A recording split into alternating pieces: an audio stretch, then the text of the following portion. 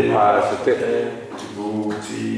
vibhuti na param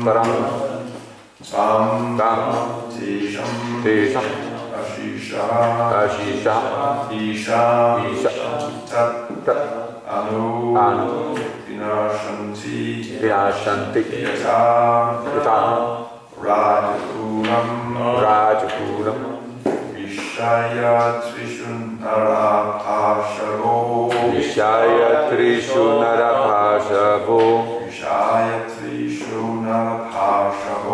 Vishaya Trishu Narapashavo Yaupasate vibhutirna paramtam Yaupasate vibhutirna paramtam Tesham ashisha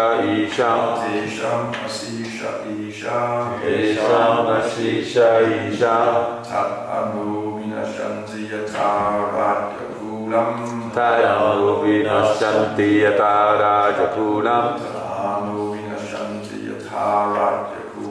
Tad anu vinashanti yatarajakulam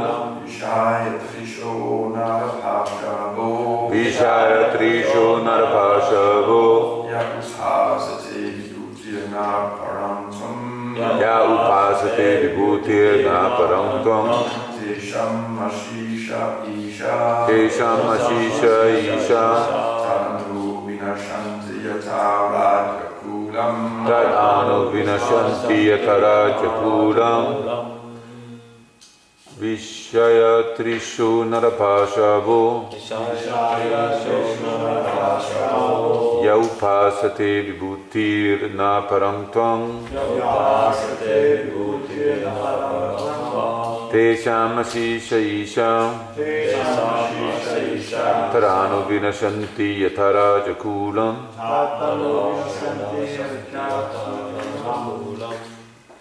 Vishaya Trisho Narapashavo Ya upasate vibhutirna paramtam Tesham ashisha isha Tad anu vinashanti yatarajakulam Vishaya Trishu Narapashavo Yaupasate vibhutirna paramtam Tesham ashisha isha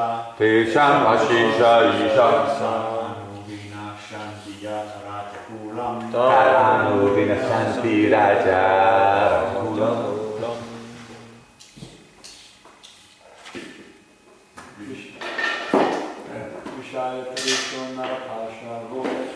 Vishaya Trishu Narapashavo Yaupasate vibhutirna paramtam Tesham ashisha isha Tadam vinashanti yatarajakulam Vishaya Trisha eager to enjoy sense gratification. Narapashavaha Man like animals. Who?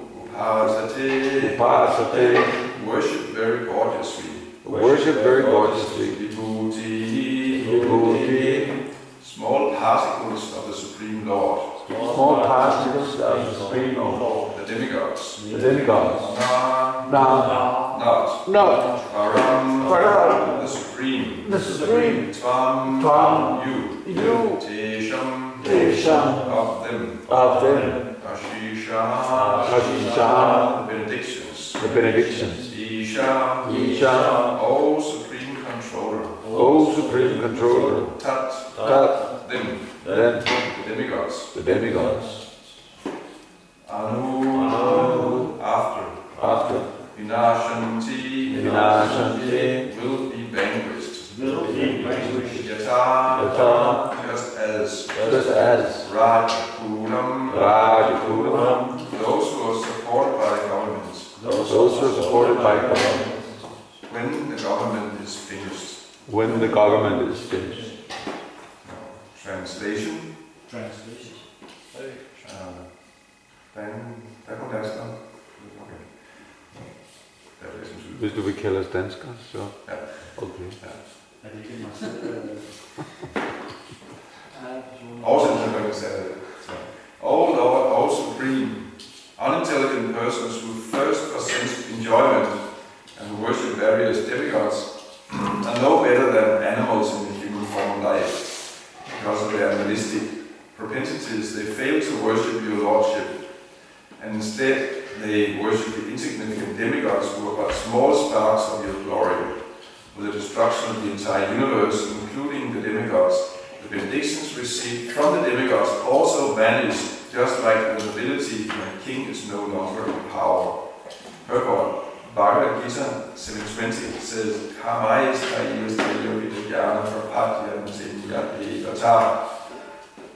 Those whose mind are distorted by material desires surrender unto the demigods. Similarly, this verse condemns worship of the demigods. We may show our respect to the demigods, but the demigods are not worshipable.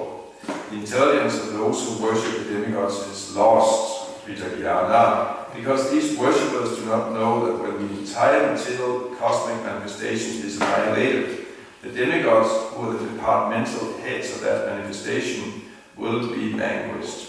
When the demigods are vanquished, the benedictions given by the demigods to unintelligent men will also be vanquished. Therefore, a devotee should not hanker to obtain material opulence by worshipping the demigods, but should engage in the service of the Lord, who will satisfy all his desires.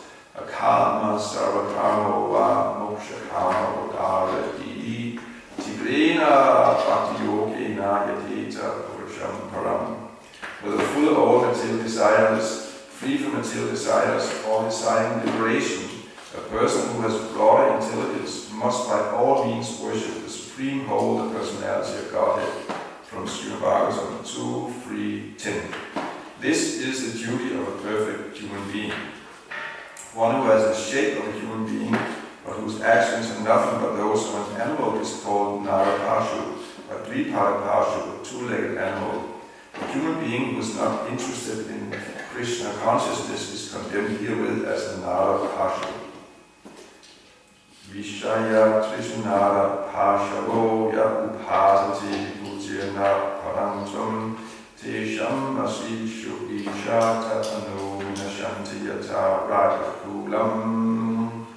O Lord, O Supreme, unintelligent persons who thirst for sensual enjoyment and who worship various demigods are no better than animals in the human form of life. Because of their animalistic propensities, they fail to worship your lordship, and instead they worship the insignificant demigods who are but small sparks of your glory. With the destruction of the entire universe, including the demigods, the benedictions received from the demigods also vanish, just like the nobility when a king is no longer in power. I guess Kumagori is in the kitchen. Isn't he? Yeah, Okay. he's in the kitchen. Okay. So, this may not be direct on the topic of the lecture, but it's, you probably notice that the Sanskrit meter here is unusual. I don't know any other place in the Bhagavatam. There's a series of verses with this unusual meter or whatever it is. I don't know if it's anywhere else, but the first line is short and the second line is long. I mean, normally all verses, all lines are the same length, and they can have 8 syllables or 11 syllables. But here, there's not the same number of syllables in the first line, the second line, third line, fourth line. So it could be interesting to the sections. Fifth canto also is. Fifth canto has no prosa verses. Mm. I mean, just long text, which is not verse. I mean, I might, as far as I remember, I can only remember seeing this here in this area, in this section of sixth canto. Verses like this. So, I'm sure that it is a history and the reason behind it. I don't know if anyone knows it today, anything like that. I might not have anything, but Jasper was composing the Shiravagas, and for some reason he did like that. That's all we can say. They're a little difficult to chant. So, in any case, that should not deter us from the actual meaning of the verse that's been spoken here. And here Tito Maharaj, he talks about a very simple point that those who are unintelligent, they're worshipping something else than the Supreme Personality of Godhead. They worship insignificant demigods, or they even worship lower things than that. We have to understand here that worship is a universal phenomenon. Everybody is worshipping somebody, or at least inclined to worship somebody.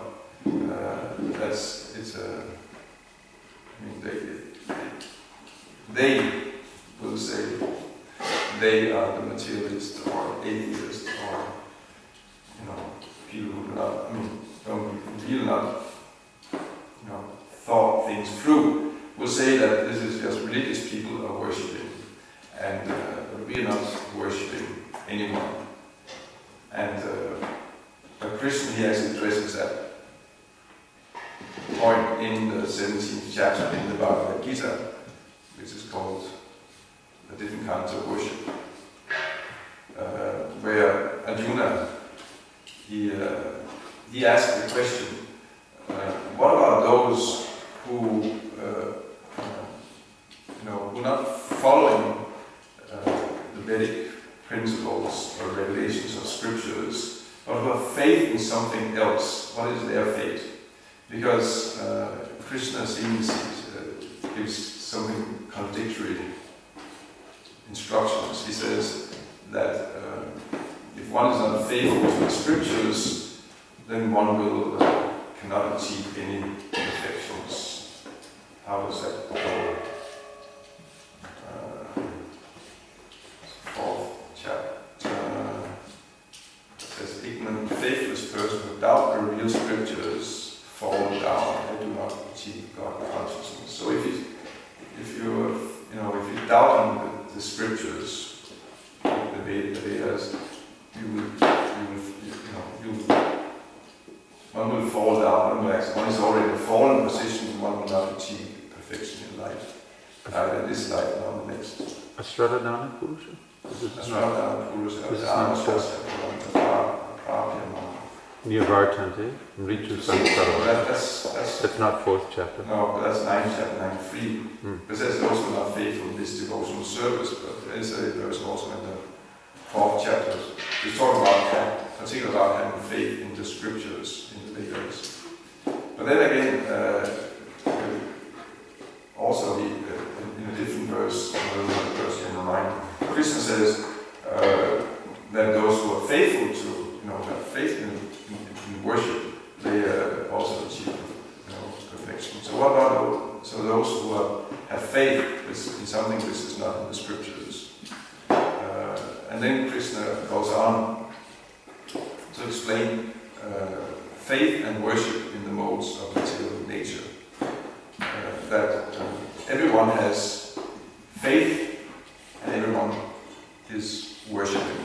Prabhupada makes that point in the purport. There's nobody who has no faith as such. Faith is an all-pervading part of our existence, and we always have faith in so many things. Those who say they have no faith will turn out they have so much faith. You cannot even exist without having some particular kind of faith. I mean, in one sense, I don't know if it's trivial, right? It's not necessarily trivial, but it's just the fact that whatever step we're taking involves an act of faith. The fact that we're sitting here on this floor, faithfully believing that it will hold us up. We don't know. It might cave in on us, collapse on us, and we might disappear down into a hellish inferno 10 kilometers down. We don't know. Not to speak about all the strangers with knives here. We don't know. But of course, it's based on a certain experience we had. We've already been in this room before. We've been sitting in this floor. At that time, it didn't cave in on us, and so we have some faith it will not happen. I mean, we can rely on it, but it's purely faith. And when we analyze, actually, all we do is faith. It's based on faith. Whatever action we take, there's an act of faith involved.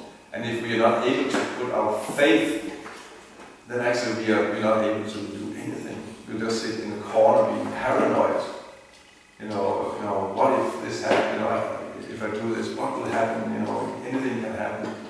And then we can get even more paranoid because, it's also not to do anything, but also not be, what then can, you cannot. So that's a diseased state of existence. Actually, not being able to have faith based on some rational, consideration is a kind of madness. And it turns out everyone has faith, and also everyone has, particularly people that have faith in. Yes, everyone has have faith in other people because in other personalities. Because we're not at all independent. Our thoughts and our opinions and so on, they've been derived from others. We've gotten them from others by hearing. So we even when we meet someone and say, I don't follow any path. I have my own. I'm just, I'm doing my own thing and have my, they just repeating someone who told them that, but they're not even aware of it.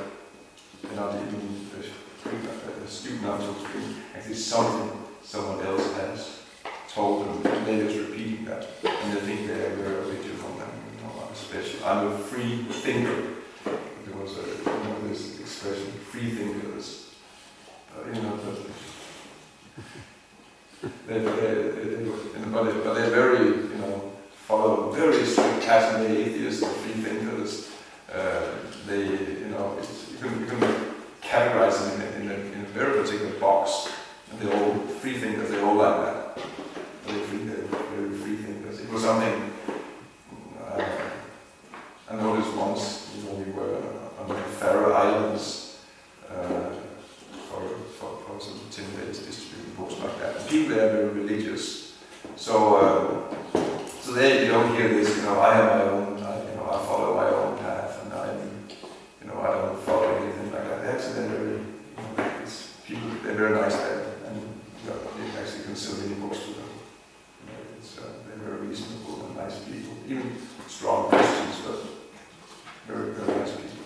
So when I came back to Denmark, I particularly noticed that so many were saying, no, I don't need your books. I have my own, but I follow my own.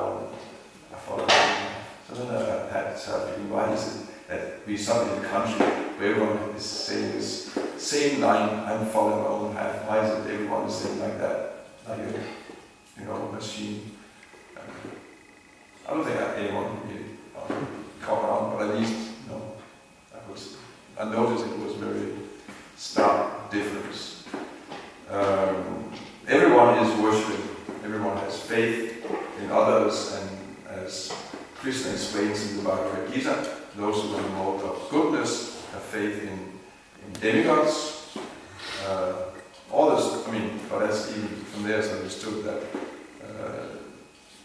those who have faith in Supreme Lord they're beyond mode of goodness. But the mode of goodness is they worship the demigods in the mode of passion. One is worshipping demons. Probably gives the example there that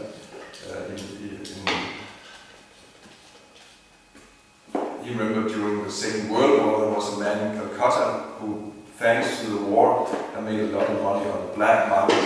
He worshipped Hitler. I assume that maybe he had Hitler on his altar along with Ganesh and Shiva. I don't know. And those who are in the mode of ignorance, they worship ghosts and spirits.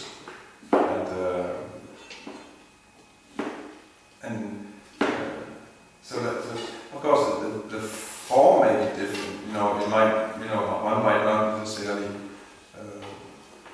give it the form of, like formal, like in temple, and one is performing puja or, acting in a way which is very, like one does in a religious building like that.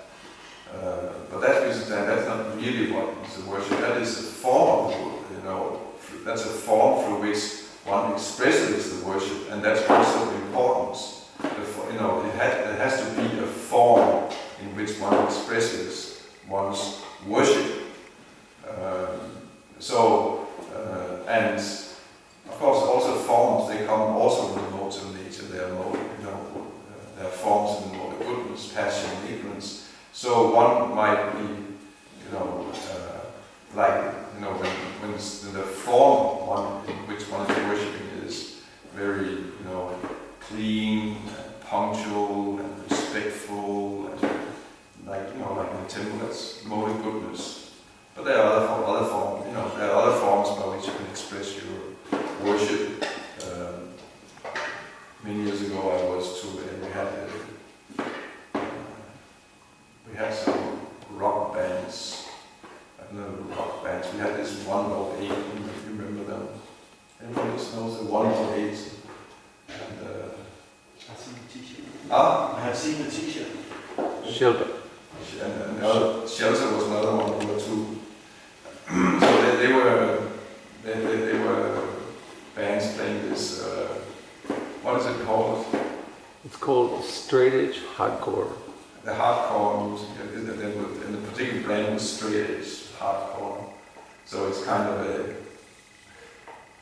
I don't know what category it falls into. Is it heavy metal? No. Is it techno punk? It's punk? No, it's speed punk metal. Speed punk. I guess it's hardcore. I don't know if music has a category for that. I'm not sure. But it's something like, you have someone on the street go,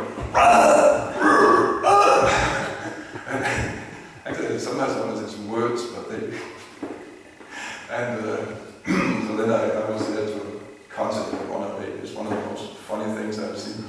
I was just laughing all the time. It's so fun. And there you had, all these young men, all in shorts, and they also the musicians and band, they were also in shorts and t-shirts and showing their muscles and dressing nonsense like 5-year-old boys. And there they had, but it was just, so that was worship that was going on there. It was not, the form was not the worship, the form that you find in temples like that. But it was just the form more in the mode of ignorance, I would say. Yeah. But still, it was a form. The worship had a form, because how can you express anything if there's not a form in which you express it? That's an important point. Rituals and ceremonies like that. They're of course they're not the essence of religion. Some people think that the formalities are the essence of religion. They're not the essence. It's a surrender to Krishna that is the essence. But they're not the essence. Then someone will say, then we don't need them. We just discard them completely. But No, that's not the point either. We need to have a form in which to express our devotion and our worship like that. Just like, for example, if someone has a birthday, then one buys a present and wraps it nicely and put a string around like that, and then you go and say, "Happy birthday." And that's a ritual. It's a ritual. I mean, but you need some kind of ritual, the form, in order to express that actually, I love you. I love you. Yeah, actually, I love you. So if you don't have this, if you don't have the external forms, how do you express anything? How is there any exchange? So that's also therefore it's actually very important the rituals we're getting like that, the whole arch in the process like that. We say, oh, it's just formal like that, but that's a form by which we express our devotion to Krishna. It's because we cannot just sit down and emanate emotions, emanate love. That's not.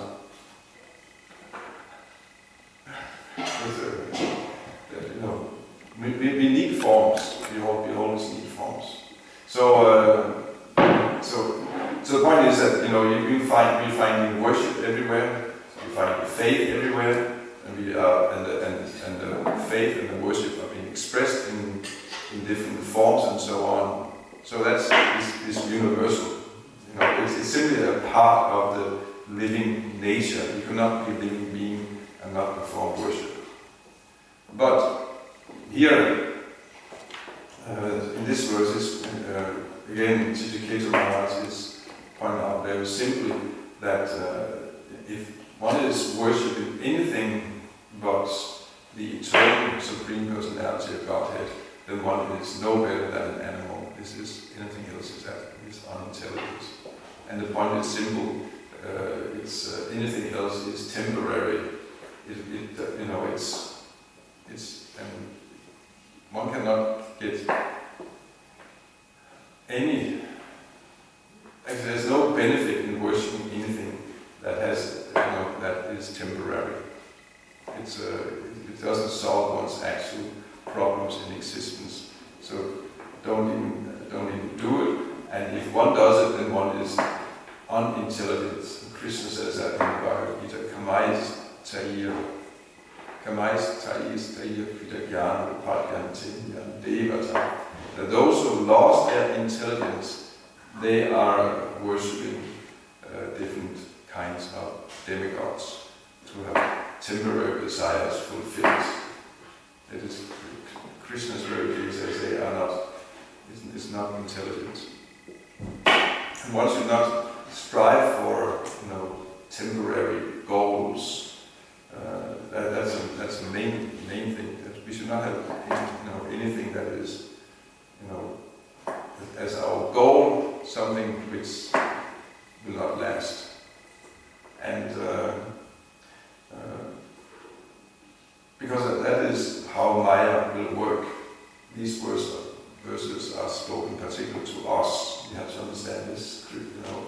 Bhagavatam is speaking to us, and so the message has been given here. Don't aim for something temporary. Don't work hard just to build up a temporary situation. It's